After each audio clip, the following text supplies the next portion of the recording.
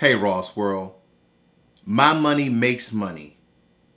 No excuses and sacrifices, or shall I say sacrifices and no excuses.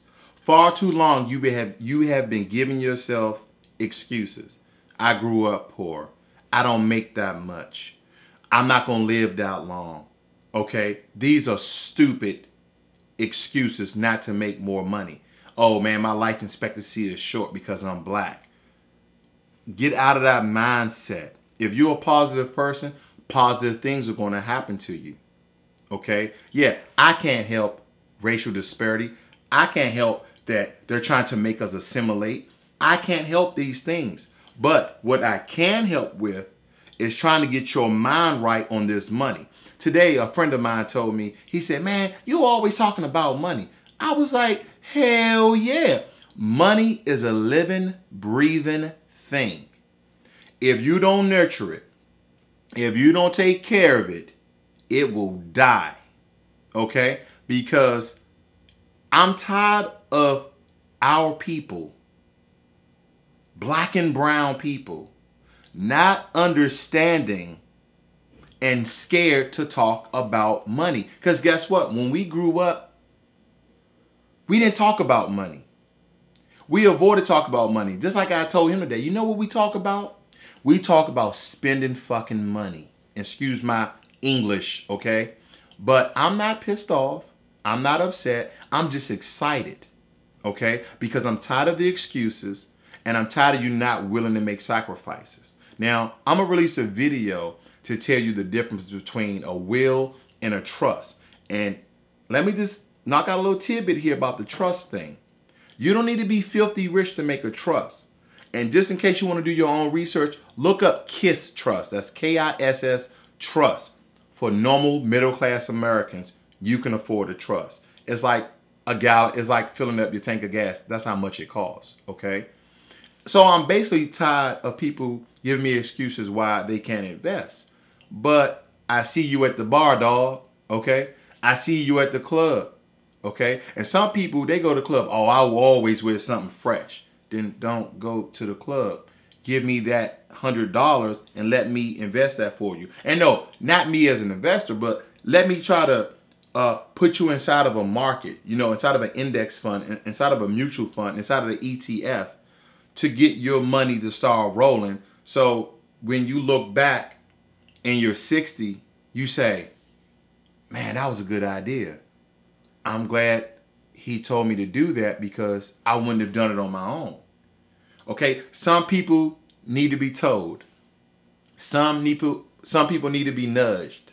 Some people need to be pushed, and some people need to be kicked in their ass. And if you're one of those people, I'm kicking you in your ass right now.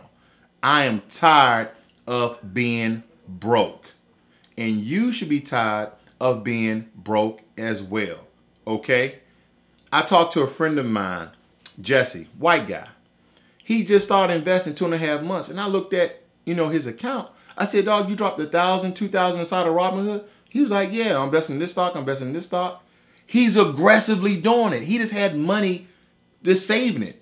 And maybe one of my videos motivated him to invest, or maybe one of my videos show him another way to invest, or maybe one of my videos just informed him of maybe an app or an avenue that he can take to actually get into the stock market cheaper, free, better, or whatever. But they look at these videos and they say, okay, he got something to offer. Oh, that doesn't pertain to me. And it's not a black or white thing. The reason why I reach out to my black and brown brethren, because as kids growing up in the ghettos, in the slums, low poverty neighborhoods, the trailer parks. Up here, we wasn't nurtured financially, okay? And people, if you're not talking about money in some formal way every day, I'm not saying let it consume you. I'm not saying let it control you. I'm not saying be a cheap ass. I'm saying be frugal. Look up the definition between cheap and frugal. And know me, I might do a video because some things I talk about, I just do a video on it because people don't understand cheap and frugal, okay? Frugal is being smart with your money. Cheap is I'm gonna go buy some cheap stuff, knowing that it's gonna break in a couple of weeks or something like that.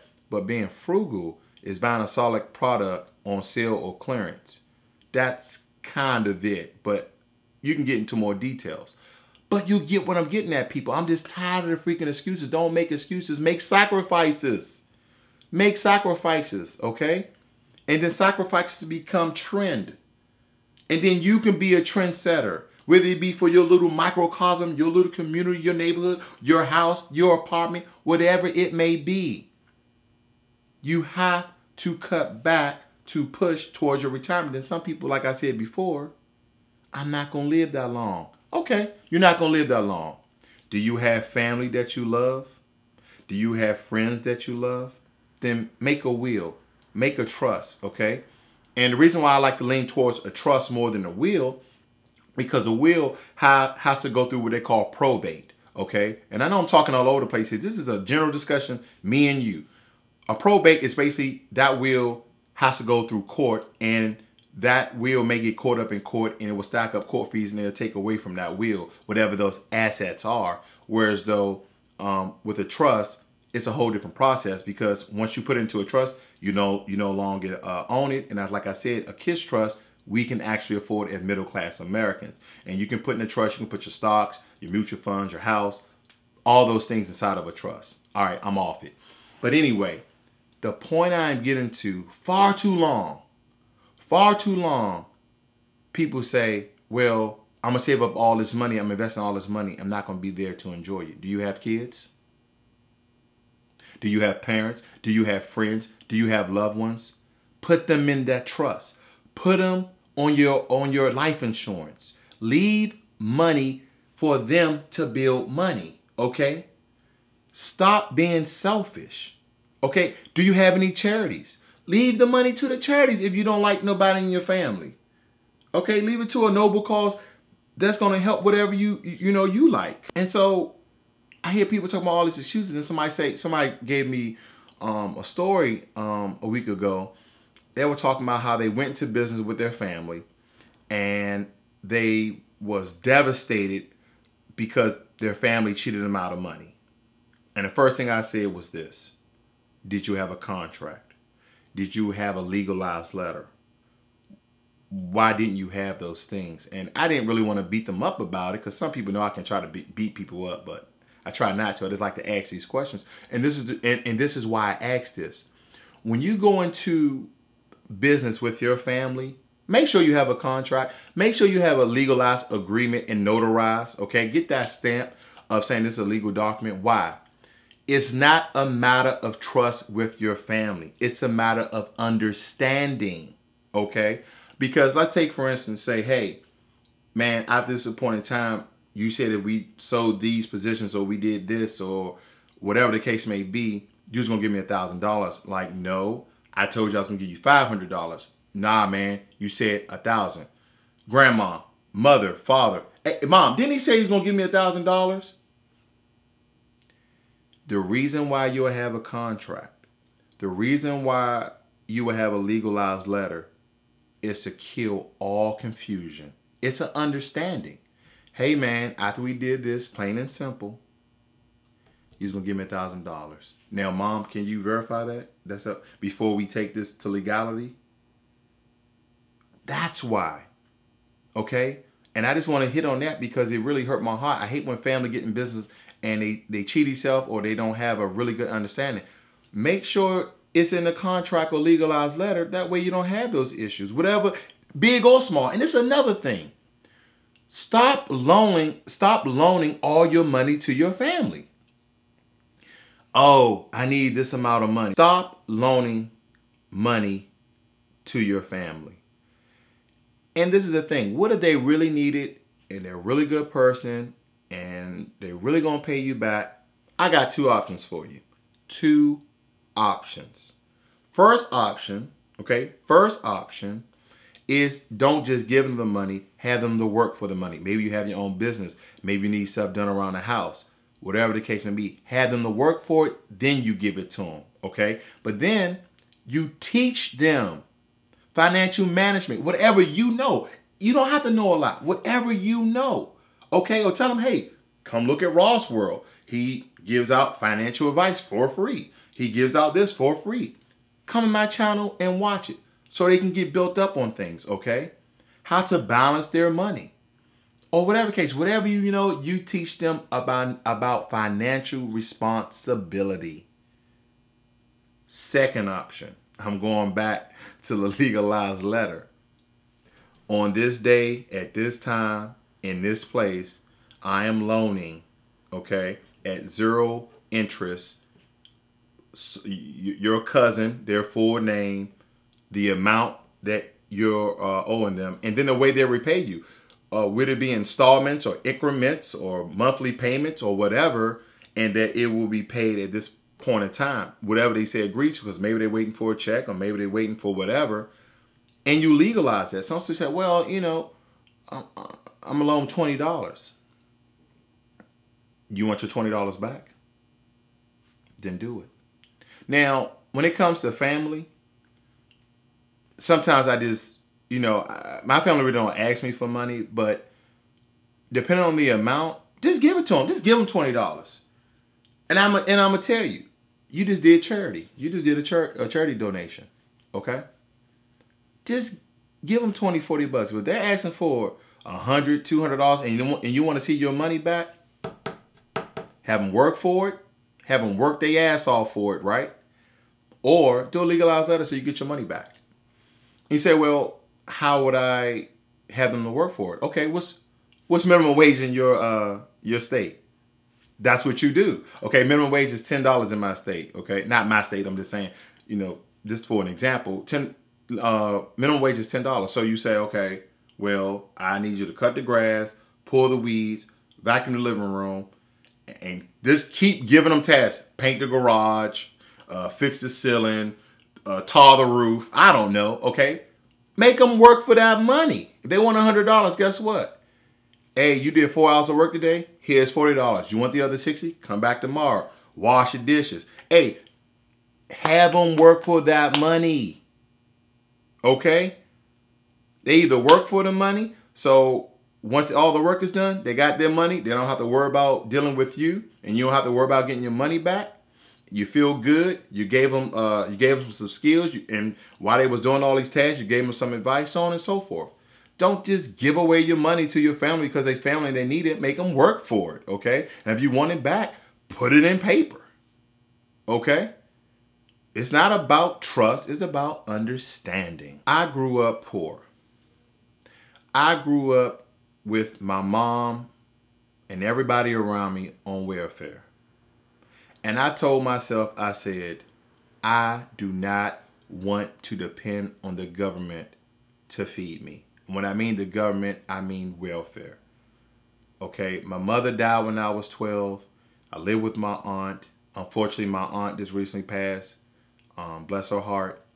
Condolences go out to my cousins, her mom, and she was like a mother to me. She took care of me. I have no ill will or words to say about her. She loved me. She took care of me. God bless her. But I grew up poor, okay? Yes, I had new clothes sometimes, but I grew up poor. I grew up in a roach-infested apartment. Me and my cousin were like brothers and sisters, but we grew up poor. And I told myself, I no longer want to live that life. And guess what I had to do? 2 things, the same thing I'm telling you. No excuses, and you have to make sacrifices. Okay? You can't ball till you fall. You can't. Because then you ain't going to have nothing. You're never going to be nothing. Because you're not going to have money. Because women always say, I want a man with some motherfucking money. Okay? Hopefully they have their own money and maybe they want somebody to be comparable to them, to match them, to raise or elevate them. Hopefully that's it. But I'm telling you, male, female, black, white, Hispanic, Chinese, doesn't matter your race, your creed, your nationality, your ethnic, it does not matter. Stop making excuses and start making sacrifices. Because if you have money to go out and buy Starbucks coffee every day, or Seattle's Best, or whatever coffee you buy every day, you have enough money to invest. Because I went to Starbucks a couple of months back and looking, I just buy regular black coffee, or I buy 2 shots of espresso with some almond milk because I don't really get into all that sugar. I got a video, Sugar's Killing Us, next door. But I saw the prices I was buying on a grande or a tall, okay? It was like $5, $6. What if I did that every day, which I know some of you do? $5 a day. Stop having the freaking excuses and start making sacrifice. If you're going to make a low budget caramel macchiato in your house, then do so, okay? Oh, I just love their I forgot that pork sandwich that they sell. It's some Spanish word. But they have all those really neat sandwiches that people buy. And some people buy those every day for lunch. Or they buy their expensive fresh fruit or their expensive fresh salads. And I'm not beating up on Starbucks. They're a great company, okay? Billions of dollars in assets. But make sacrifices. Make your own great fresh salad at home. Sacrifices, people. Sacrifices. Cheap versus frugal, okay? Cheap versus frugal. That's being frugal. Or let's say frugal versus expensive.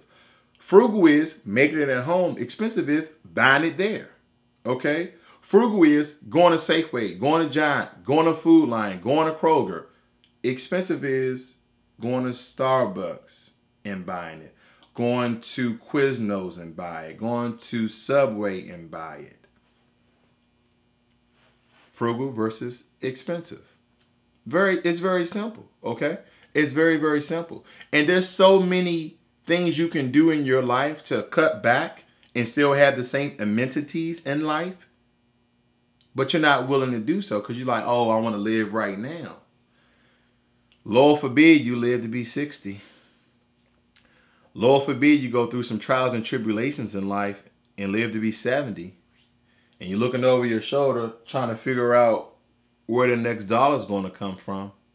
Because like I said before, you're going to look in your account and ain't going to be shit in there. You're going to be blowing dust in your account. You're going to be, damn, is that all zeros? I don't got a number in front of the zero? Nah, bruh. You don't have a dollar in front of the zeros. Not even a dollar. You just got 0.00. And if they want to be funny, they just put 0.000.000.000. That is real fucking funny to me because I never want to see that. You have $1 million of zeros. It's stupid. I'm sorry. Excuse me. I usually don't. Yeah, anyway. But I don't want that to happen to anybody. And so that's why I'm telling you. That's why I'm giving out this advice of saving 15%, investing $5 a day or 5%. Or 3 to 5%. And all this information is here to help you, is help to guide you in a way that is going to set you up for your financial future. In case of your untimely demise, then it will set up your kids. It will set up maybe an uncle who raised you, who you never know who people put in their trust wills and on their life insurance. But do so.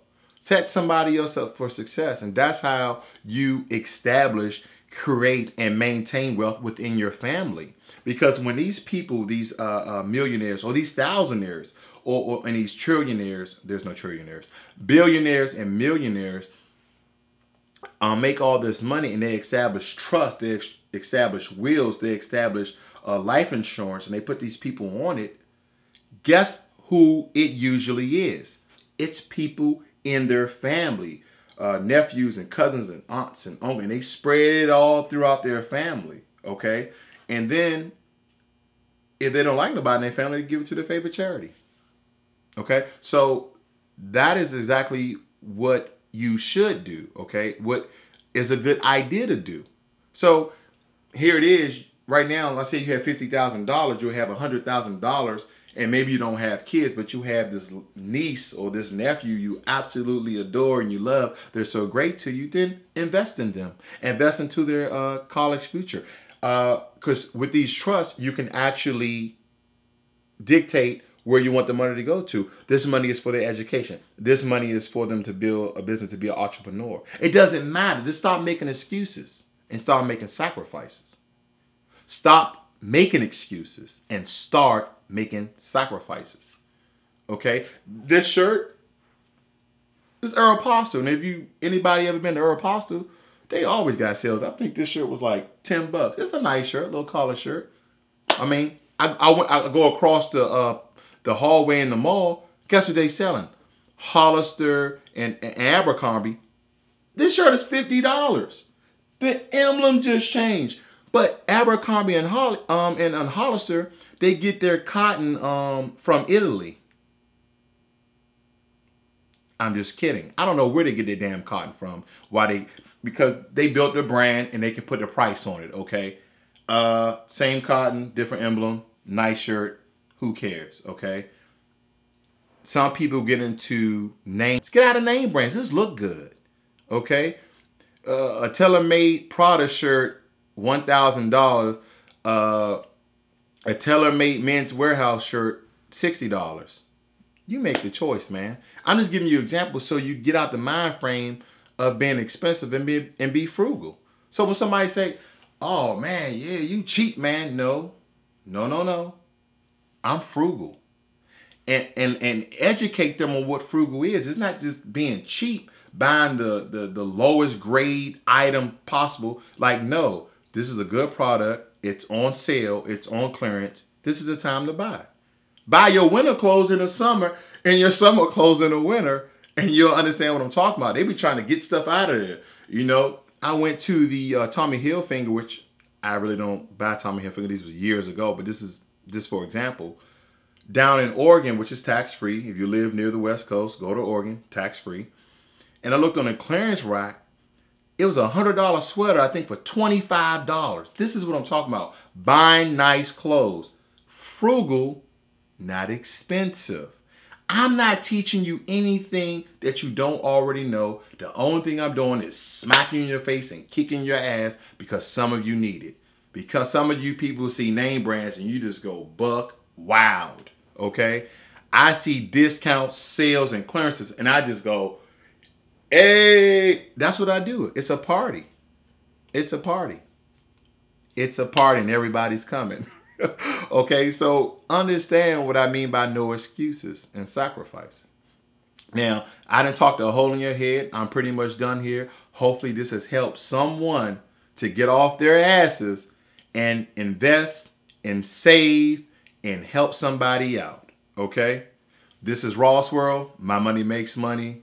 Hey guys, no more excuses and sacrifice. I'm out.